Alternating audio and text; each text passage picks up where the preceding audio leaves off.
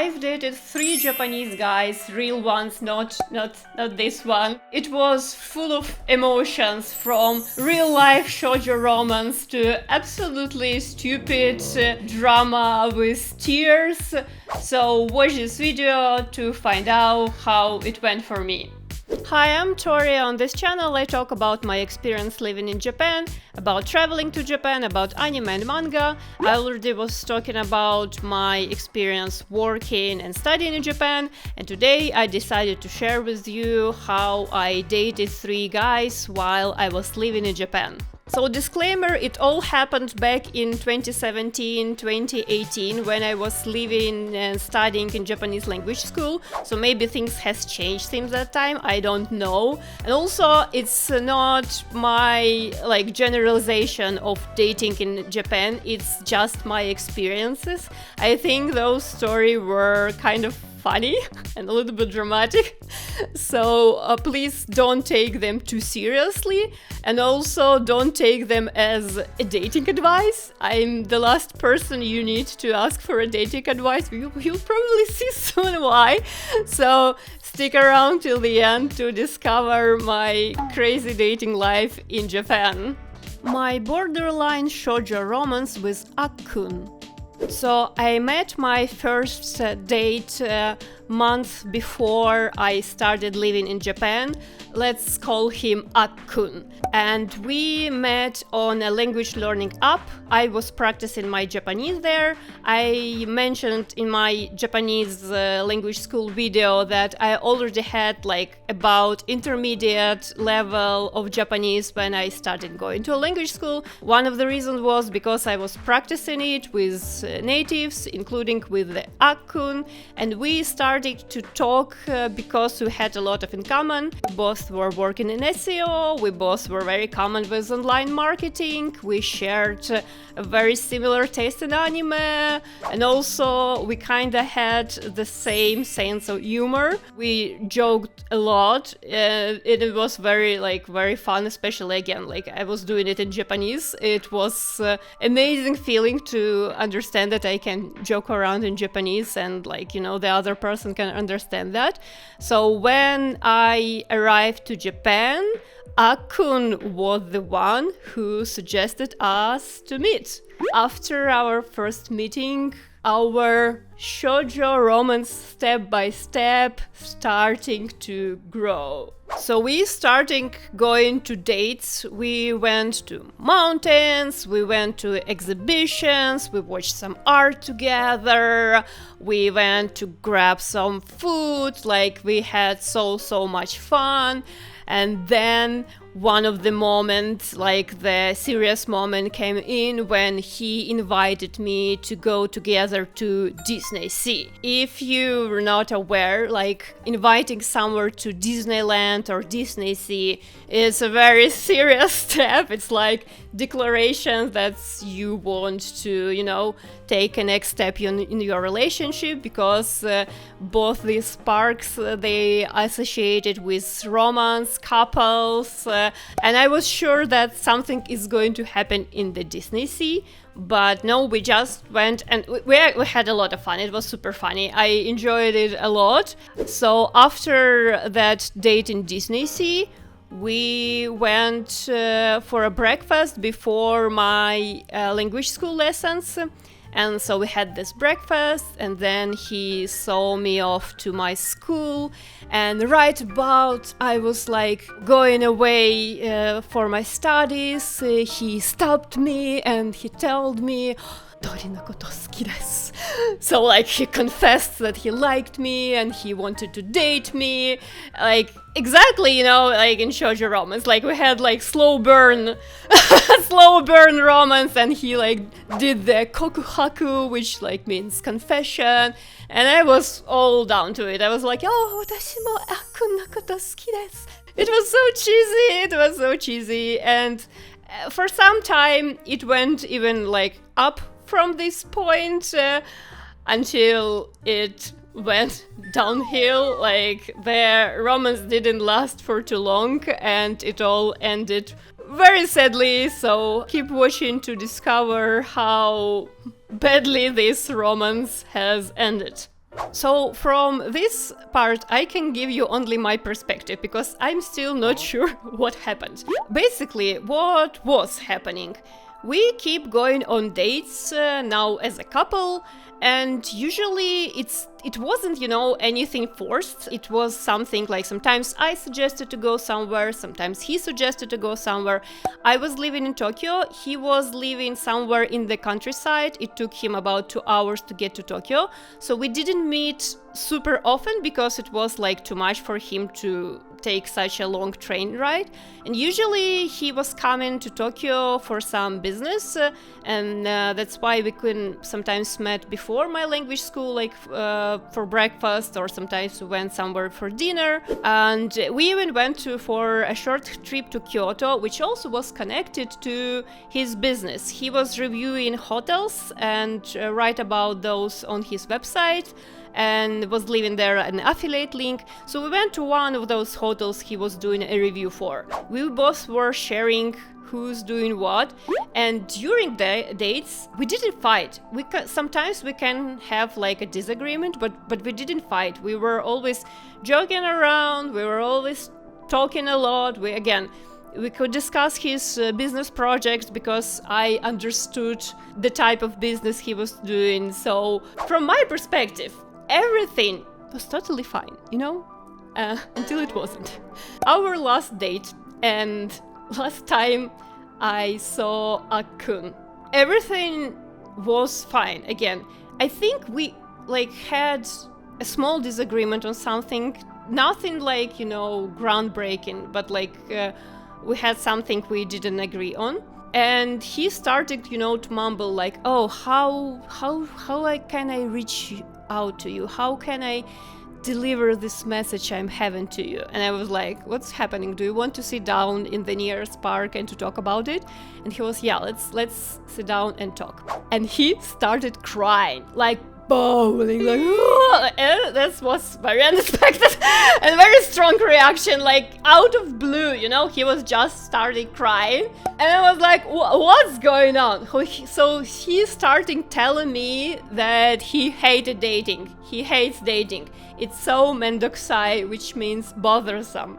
It's so mendokusai and he hates it so much, and that was his way to break up with me. Yeah, that was crazy because since he was crying and I felt like my instinct was to to calm him down, to comfort him.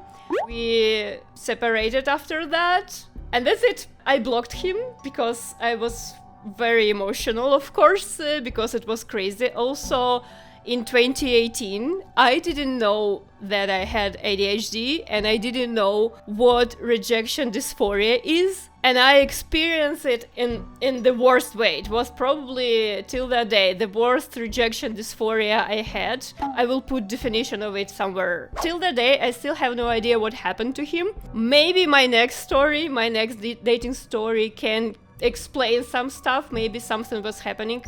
We all know that men, not only Japanese men, tend to, to hide their feelings. Maybe he was very good at doing that, so he exploded at some point. Yeah, maybe you'll have more context what happened with my next dating story that was about ghosting. Ckkun and the ghosting story. So after some time passed, I started to use dating apps in Japan, including those which are available only in Japan, only in Japanese. By the way, helped my Japanese a lot using those apps. You can filter there someone who's interested in meeting only foreigners. And through one of these apps, I don't remember which one, I met Ckkun. On our first date, I didn't plan to tell him anything about Ckkun because, I think it's a bad idea. Like, are you guys all like that? So I didn't plan to do that, but he was the first one who started this kind of stories. He told me that he used to date a girl from USA, and they met in Japan, and they were dating in Japan, and he went with her to USA, and in a month she broke up with him and left his heart broken and stuff like that. So I felt, okay, I can share my story too, because it's not the same, but it was like, close to the emotions he was going with. And he was also like saying, oh yeah, like maybe he was, he had some emotions he couldn't tell you, and they were bottling, and that's why it was like strong reaction. I was, yeah, sure, okay, whatever, And so we starting to hang out with this guy, and it also ended in a funny way. So when I was hanging out with this guy, I was in a very bad place. My health was very bad. My studies wasn't great too. I was job hunting, so I had low energy, but he was very supportive. He was like, oh, if you need any help, I'm here for you, I'm rooting for you. So he was very supportive and nice, and we keep going on dates. We didn't hang out for too long. It all lasted like for a month, and I'm about to tell you how it ended. On a date in a park, in a beautiful park in Tokyo. It's a very nice place. We went there and he kissed me, and I was all up to it, so I was like, oh, okay, so we are moving to the next stage, even without Disney Sea. Anyway, so he kissed me, then he saw me off to my train station, he hugged me, he was smiling, and that was the last time I saw him. He stopped replying to my messages, he ghosted me. At this point, I wasn't attached to him too much, so it didn't trigger rejection dysphoria or anything like that. I was like, okay, I see the pattern, there's definitely something that I'm doing that triggers them, and something's happening that I'm not aware of, because again, I don't have any feedback. So in a month, I texted him again. I texted him, listen, I'm not going, to bother you, to stalk you, or text you too much. Just tell me what went wrong, and I will leave you alone forever. And he replied to me, by the way, which is I'm thankful that he did, because I learned something new.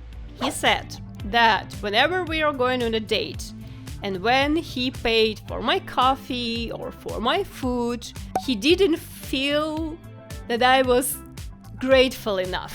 To be clear, I always say thank you in any situation. Like right now, if you're still watching this messy video, thank you so much. I'm very, very grateful.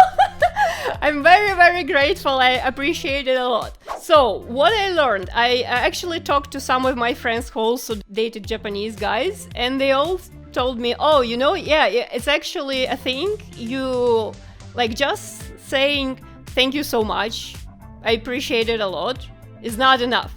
You need, to show it with everything. You need to overreact. If someone even pays just for your coffee for something small, you need to say oh my god, it was the best coffee in my life, thank you so much.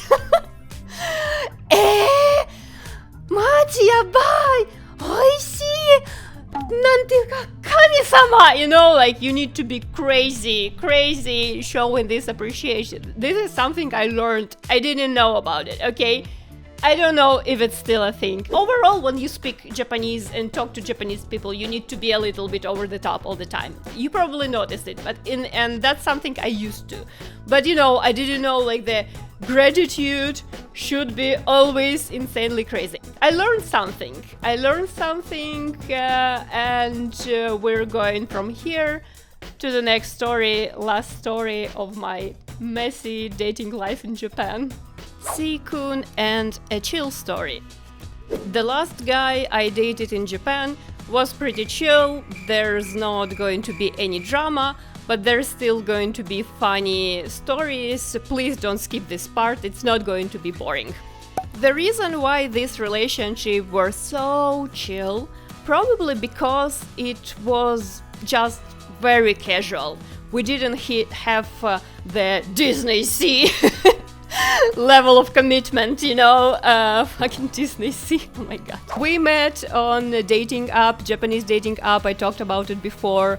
And at our first date, he also shared his experience dating a foreigner girl. He had a Canadian girlfriend and she lived with him. And one day he returned from his job and she was just gone. She packed all her stuff and left.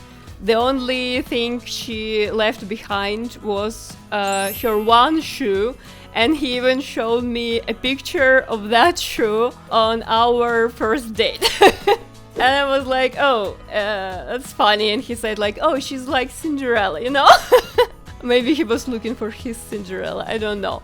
And another thing, I think it was so chill because unlike two previous guys, he was very direct if he didn't like something. He wasn't aggressive, he wasn't anything like that. He was just very upfront telling me what he wanted and what he didn't want. Which was very, very refreshing. You know, I didn't have to play games of trying to guess what he felt, what he wanted. I was, you know, just there having fun. And also, he was a really good cook, you know. He was cooking okonomiyaki, takoyaki, so honestly, fuck Disney Sea. Okonomiyaki and takoyaki is much, much better. Also, I think at this point, my game of being visibly grateful for anything was also very strong because, you know, I learned my lesson from previous case and I had a fun story. So me and Ckkun, we were in the cinema and we were watching Han Solo. The movie was so bad, I was sitting in my chair looking at the screen and all I was thinking about that I'll have to pretend that I enjoyed the movie because, you know, he bought the ticket and I was so stressed because I don't like to fake opinions, like, okay, to express over-the-top gratitude, but in this case, I definitely had to pretend that I enjoyed this shitty movie. And when we left the cinema, he was the first one who said, like, what did we just watch? This movie was so bad. And I was like, oh, thank God! Thank God! I can be honest how bad the movie was. Like, I can still say thank you for taking me out and stuff, you know. But the movie was so bad. And we actually shared a lot of similar tastes and stuff like that. We also both liked Sento. I had a video about Japanese public bus. You can watch it later. Generally, you know, we had a really good relationship, very chill, casual. They ended because I had to leave back to Ukraine. There were no dramatic conclusion, like we had our last date and say goodbye and that's all. We still have each other's socials. I can't say that we're in touch, but he was the only person from I was talking today in this video about who wrote me when the full-scale invasion, when Russia invaded Ukraine. He wrote me and he asked me, was I fine, was I safe? I guess this guy, just a chill guy, and that was my experience dating Japanese guys. I'm not interested in dating anymore. Right now I'm interested only in my 2D husbandos and waifus. But 7 years ago, when I was living in Japan, I was curious and in this video I told you about stories with guys where our relationship lasted at least for a month. But I actually have a lot of stories about like single dates I had in Japan because my DMs were always full of guys messaging me at that time. Probably because aside of I was attracting gaikokujin hunters or like foreigner hunters, I was also able to speak Japanese and that was making everything easier for them and for me too, to be honest. So if you want to hear more stories like that about my single dates in Japan, leave me a comment. And I will make one more video about this topic. These stories, they are less dramatic, but there's going to be more alcohol in them. Thank you for watching this video, I hope you enjoy it. If you want to watch more videos about Japan, traveling to Japan, anime, manga, subscribe to the channel, smash that like button. After this video you can watch the video about how I studied in Japanese language school and why I hated it. I'm already working on my next video, so I'll see you in the next one!